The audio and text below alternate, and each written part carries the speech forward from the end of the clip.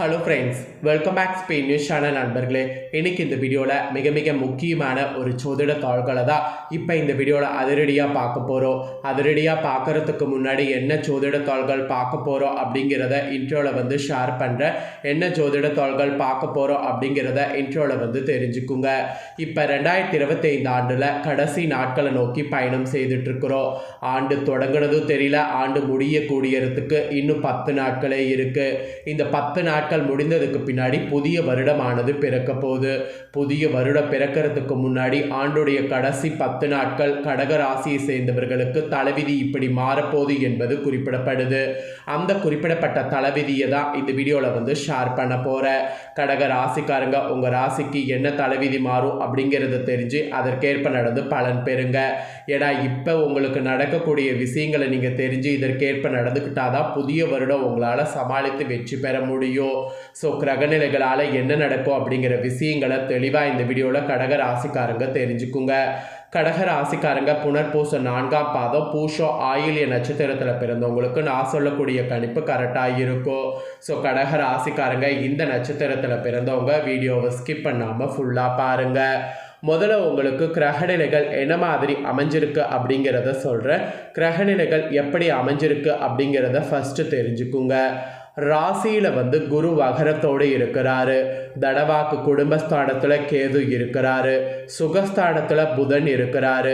பஞ்சமஸ்தானத்தில் சூரியன் செவ்வாய் சுக்கிரன் இருக்கிறாங்க. அஷ்டமஸ்தானத்தில் சனி ராகு இருக்கிறாங்க. பாக்கியஸ்தானத்தில் சந்திரன் இருக்கிறாங்க. இந்த ஆண்டில் 1500 ஆண்டுகளுக்கு பிறகு கடைசியாக அதிசயம் நடக்கிற மாதிரி கிரகநிலைகள் இப்படி அமைஞ்சிருக்கு.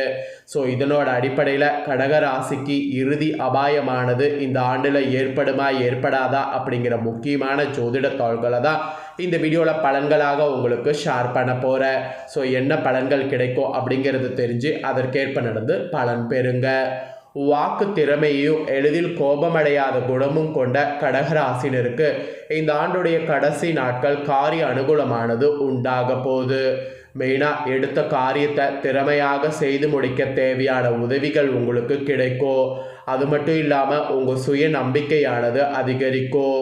புத்தி தெளிவு மெயினாக உங்களுக்கு உண்டாகும். எந்த பிரச்சனையை எதிர்கொள்ளக்கூடிய தைரியம் உங்களுக்கு உண்டாகும்.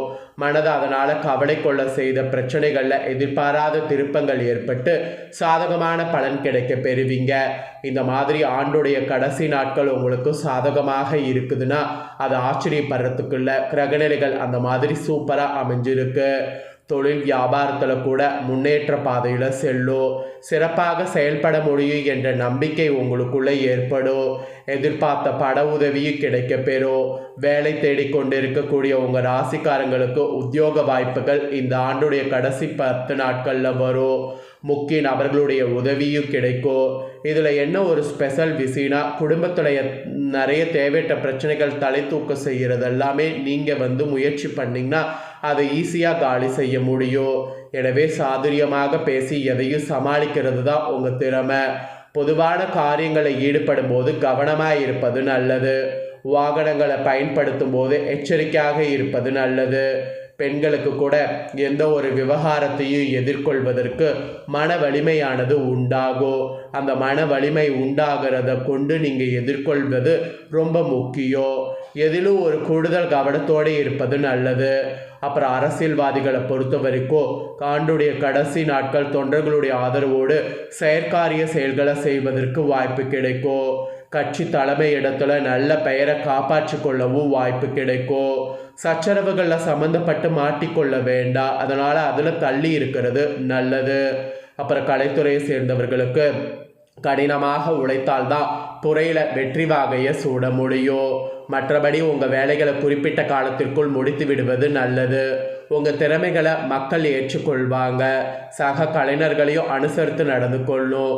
எல்லாத்துக்கும் மேலே மாணவர்களுக்கு கல்வி தொடர்பான சிக்கல்கள் குறையும். எதிர்பார்த்த மதிப்பெண் பெற அதிக நேரம் ஒதுக்கி பாடங்கள் படிப்பது நல்லது. ஸோ பாடங்கள் படிக்கிறதுக்கு அதிக நேரம் ஒதுக்கியே ஆகணும். ஸோ இந்த மாதிரி தான் ஆண்டுடைய கடைசி நாட்கள் நீங்கள் இருக்கணும் என்பது குறிப்பிடப்பட்டிருக்கு. இதில் உங்கள் நட்சத்திரத்துக்கு ஏற்ப பார்க்கும்போது புனர்பூசம் 4ஆம் பாதத்தில் பிறந்த கடக ராசிக்கு இந்த ஆண்டுடைய கடைசி நாட்கள் நீங்கள் அமைதியாக இருந்தாலும் வீண் சண்டைகள் மற்றும் வீணான குழப்பங்கள் உங்களை தேடி வர வாய்ப்பு இருக்கு. தகுந்த வரன் கிடைத்து திருமணம் ஏற்பாடு இனிதே நடந்தேறும். வீடு, நிலம் மற்றும் வாகனங்கள் வாங்க வாய்ப்பு கிடைக்கும். அந்த வாய்ப்பை பயன்படுத்தி இப்போ வாங்கிறது உங்கள் நட்சத்திரத்துக்கு நிலைக்கும். அப்புறம் பூசமில் பிறந்த கடகராசிக்கு இந்த ஆண்டுடைய கடைசி நாட்கள் தொழிலில் நல்ல லாபம் கிடைக்கும். ஆனாலும் கவனமோடு நடந்து கொள்ளுங்க. போட்டித் தேர்வுகள்லாம் சாதகமாக அமையும். சிலர்லாம் கல்வி பயில வெளியூர்களுக்கு செல்ல வேண்டியது வரும். அப்படியெல்லாம் வாய்ப்பு வரும்போது வெளியூர் போங்க. அதில் நிறைய அனுபவங்கள் உங்களுக்கு ஏற்படும். அப்புறம் ஆயில்யம் பிறந்தவங்களுக்கு இந்த ஆண்டுடைய கடைசி நாட்கள் நல்ல பெயர் வாங்குவீங்க. மூலதனத்திற்கு தேவையான பணம் குவியும். எதிர்கள் வகையில் மட்டும் கவனமோடு செயல்படணும். அதனை சரியாக கரெக்டாக நேரத்தை பயன்படுத்தி கொள்ளணும். ஸோ சரியாக நேரத்தை பயன்படுத்தி கொள்ளணும்னா உங்களுக்கு தான் ஆபத்து. ஸோ ஆயில்யம் பிறந்தவங்களுக்கு இந்த மாதிரி தான் பலன். ஸோ உங்கள் நட்சத்திரத்துக்கு ஏற்ப ஆண்டுடைய கடைசி நாட்கள் எப்படி நடக்கும் அப்படிங்கிறத உங்களுக்கு சொல்லிட்டேன். சொன்னதை தெரிஞ்சிருப்பீங்க. தெரிஞ்சதுக்கேற்ப நடந்து பயன் பெறுங்க. இப்போ இந்த ஆண்டில் கடைசியாக உங்கள் கஷ்டங்கள் தீர நீங்கள் மார்கழியில் வெள்ளியில் இந்த பரிகாரம் செய்தீங்கன்னா புதிய ஆண்டு உங்களுக்கு செம்மையாக வளமாக மாறும். ஸோ உங்கள் கஷ்டங்கள் தீர மார்கழியில் கடைசியாக வெள்ளி பரிகாரம் ஒன்று செய்திடுங்க. அது என்ன வெள்ளி பரிகாரம், அதை செய்தால் உங்களுக்கு வரக்கூடிய ஆண்டு நன்மை ஏற்படுமா அப்படிங்கிறத உங்களுக்கு விளக்கமாக ஷேர் பண்ணுறேன். அதை இந்த வீடியோவில் கடகராசிக்காரங்க தெரிஞ்சு பயன்பெறுங்க. தெய்வ வழிபாட்டிற்காகவே பிறந்திருக்கக்கூடிய அற்புத மாதம் மார்கழி மாதம். ஆக்சுவலி நம்ம மார்கழி மாதத்தில் செய்யக்கூடிய பிரார்த்தனைக்கு சக்தி பல மடங்கு அதிகம். இந்த மாதத்தில் கோவிலுக்கு சென்று என்ன வேண்டுதல் வைத்தாலும் அது வெகு விரைவில் பலிக்கும் என்பது நம்பிக்கை. அந்த வகையில் மார்கழி மாதத்தில் ஆண்டின் கடைசியாக வெள்ளிக்கிழமையில் இந்த பரிகாரம் செய்ய வேண்டும். ஸோ இந்த நாளன்னைக்கு கோவிலுக்கு செல்லும் போது இந்த ஒரு பொருளை கையோடு எடுத்து செல்லணும். அதை சுவாமியின் பாதத்தில் வைத்து பூஜை செய்யணும். மீண்டும் அந்த பொருளை வாங்கி கொண்டு உங்கள் வீட்டு பூஜையில் வைக்கணும். அந்த தெய்வமே இப்படி நீங்கள் பரிகாரம் பண்ணுறதுனால உங்களோடு நீங்கள் வைக்கக்கூடிய வேண்டுதலை நிறைவேற்றி கொடுக்கும். ஸோ அதுக்கு என்ன பரிகாரம் பண்ணுங்கிறத வாங்க பார்க்கலாம். ஸோ மார்கழியில் இந்த ஆண்டில் கடைசியாக வெள்ளிக்கிழமை அப்போ பிரம்ம முகூர்த்த நேரத்தில் பூஜை நடக்கக்கூடிய கோவிலுக்கு சென்று இந்த பரிகாரத்தை செய்வது மிக மிக சிறப்பு. கோவிலுக்கு நீங்கள் எடுத்து செல்ல வேண்டிய அந்த ஒரு பொருள் ₹1 நாணயம் தான். காலையில் வீட்டில் இருக்கும்போதே நீங்கள் சுத்தபத்தமாக குளித்து விட்டு வாசல் தெளித்து கோலம் போட்டு நிலைவாசலை 2 விளக்கு ஏற்றிருங்க. மார்கழி வெள்ளியில் இதை செய்தால் வீட்டில் நிச்சயம் சுபிட்சை ஏற்படும். அடுத்து பூஜையில் விளக்கேற்றி வைத்து விட்டு ஒரு மஞ்சள் துணியில் ₹1 நாணயத்தை வைத்து சுருட்டி முடிச்சு போட்டு உங்கள் குலதெய்வத்தை நினைத்து பூஜையில் வைங்க. 5 நிமிடம் கண்களை மூடி உங்களுடைய கோரிக்கையை இறைவனிடம் சொல்லுங்கள். பிறகு இந்த முடிச்சை அப்படியே கொண்டு போங்க. உங்கள் வீட்டுக்கு பக்கத்தில் எந்த கோவில் பிரம்ம முகூர்த்த நேரத்தில் பூஜை நடக்குதுங்கிறத பாருங்கள்.